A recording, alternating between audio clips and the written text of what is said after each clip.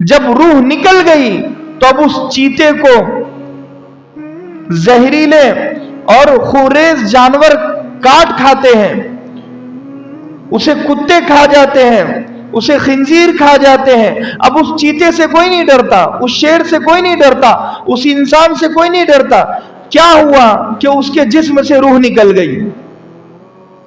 اللہ تبارک و تعالی نے اسی مثال کو اپنے گھروں پر اگر ہم فٹ کریں، ہمارے گھر میں باپ ہے، ماں ہے، بہن ہے، بھائی ہے، یہ ایک جسم ہے۔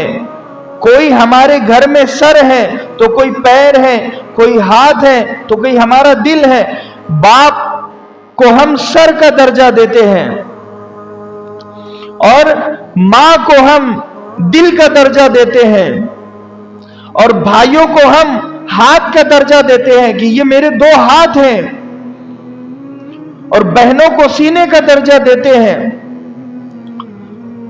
یہ سب باپ ماں رشتے ہیں، ان کی روح کیا ہے؟ ان کی روح مذہب اسلام ہے۔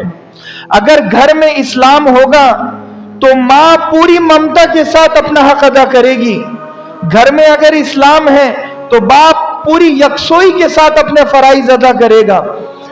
بہن اگر اسلام کو پڑھتی ہے، اگر گھر میں اسلامی ماحول ہے تو بہن اپنے فرائض ادا کرے گی، بھائی اپنے فرائض ادا کرے گا، اپنے حقوق ادا کرے گا، اور سب مل جل کر رہیں گے۔ باپ تکلیف میں رہے گا تو بیٹے کی نیند اڑ جائے گی، بیٹا باپ کی تکلیف دور کرنے کے لیے بے چین ہو جائے گا۔ ماں تکلیف میں ہوگی تو بیٹی ماں کی تکلیف میں خود پریشان ہوگی۔ اگر بھائی غمگین ہوگا تو دوسرا بھائی غمگین ہوگا۔ وجہ یہ ہے کہ اسلام اس گھر میں ہے۔ اسلام سے بہتر موٹیویشن کوئی نہیں دیتا، نہ کوئی وید دیتی ہے، نہ کوئی سناتن دھرم دیتا ہے، نہ کوئی گرو دیتا ہے، نہ کوئی کتاب دیتی ہے۔ اسلام سے بہتر موٹیویشن کوئی نہیں دے سکتا، نہ کوئی موٹیویشنل اسپیکر دے سکتا ہے۔ اگر جسم مر جائے، روح نکل جائے، اس میں اگر ہوا بھر دی جائے پوری مشین کی طاقت سے تو وہ جسم پھولے گا، سڑے گا، مگر زندہ ہوگا؟ زندہ ہوگا؟ کیوں نہیں ہوگا؟ کیونکہ روح بھی تو ہوا ہے اور ہوا بھی ہوا ہے، لیکن وجہ یہ ہے کہ روح کا بدل کوئی نہیں ہے، روح کا الٹر کوئی نہیں ہے، روح اللہ کے ہاتھ میں ہے، روح کا نظام اللہ کے ہاتھ میں ہے۔ شیر اب شیر نہ رہا، روح نکل چکی ہے۔ چیتا چیتا نہ رہا، روح نکل چکی ہے۔ خنزیر خنزیر نہ رہا، روح نکل چکی ہے۔ انسان انسان نہ رہا، روح نکل چکی ہے۔ اب یہ بادشاہ کی گدی سے اسے اٹھاؤ، اب اسے قبر کے حوالے کرو۔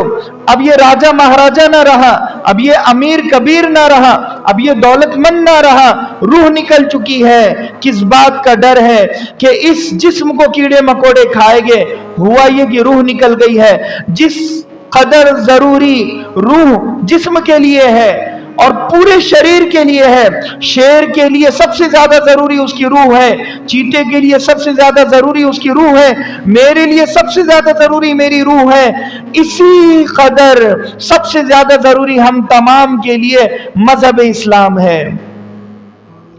جتنا ضروری آتما ہے، روح ہے میرے جسم کے لیے، ایسے ہی مجھے دنیا میں رہنے کے لیے اسلام کو ماننا ضروری ہے، اسلام کو فالو کرنا ضروری ہے۔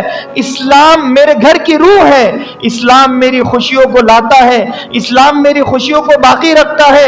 اگر مجھے خوش ہونا ہے، اگر مجھے دلی سکون حاصل کرنا ہے، لڑائی جھگڑا فتنہ فساد ختم کرنا ہے، اگر مجھے دجال سے بچنا ہے، اگر یہودیوں کی چالوں اور سازشوں سے بچنا ہے، عیسائیوں کے مکر و فریب سے بچنا ہے، صرف ایک چیز مجھے بچا سکتی ہے، وہ ہے مذہب اسلام۔ اس کے علاوہ کوئی مذہب میں وہ طاقت و قابلیت نہیں ہے۔ ان الدین عند اللہ الاسلام، یقیناً دین تو اللہ کے نزدیک صرف اسلام ہے۔ ومن یبتغی غیر الاسلام دینا فلن یقبل منہ وہو فی الآخرۃ من الخاسرین۔ اسلام کے علاوہ کوئی اور دھرم لے کر آؤ گے، سناتن دھرم پر چلو گے، یا پھر لنگایت سماج کو مانو گے، بدھزم کو مانو گے، سکھزم کو مانو گے، کسی بھی دھرم اور مذہب کو اسلام کے علاوہ مانو گے، اس میں یہ قابلیت اور یہ کیپیسٹی نہیں ہے کہ وہ لوگوں کی बेचैनी को दूर कर सके, लोगों को सही मकसद बता सके, मैं क्यों पैदा हुआ, ये सही आंसर और जवाब सिर्फ कुरान दे सकता है, इसके अलावा कोई और किताब नहीं दे सकती। किताबुन अंज़लनाहु इलैका लितुखरिजन नास मिनज़्ज़ुलुमाति इलन-नूर, ये वो किताब है जो अंधेरों से रोशनी की तरफ लोगों को लाती है। आज अंधेरों में दुनिया पड़ी हुई है, हिंदू अंधेरे में है, आज सिख अंधेरे में है, ईसाई अंधेरे में है, यहूदी अंधेरे में है, काफिर मुशरिक अंधेरे में है। इन तमाम को इन अंधेरों से और इन अंधेरों से निकालना है तो सिर्फ कुरान निकाल सकती है और कोई किताब नहीं निकाल सकती है। तो मजहब इस्लाम की वो अहमियत है, हुआ भी यही है।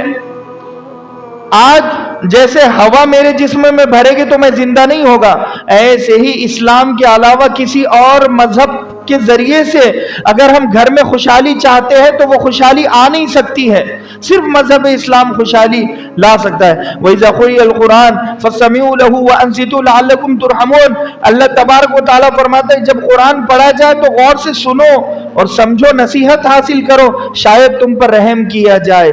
अगर मैं अपने आप पर रहम करता हूं तो मैं कुरान पढ़ूंगा, कुरान की तालीमात पर अमल करूंगा, कुरान का तर्जुमा व तफसीर व तशरीह पर अमल करूंगा।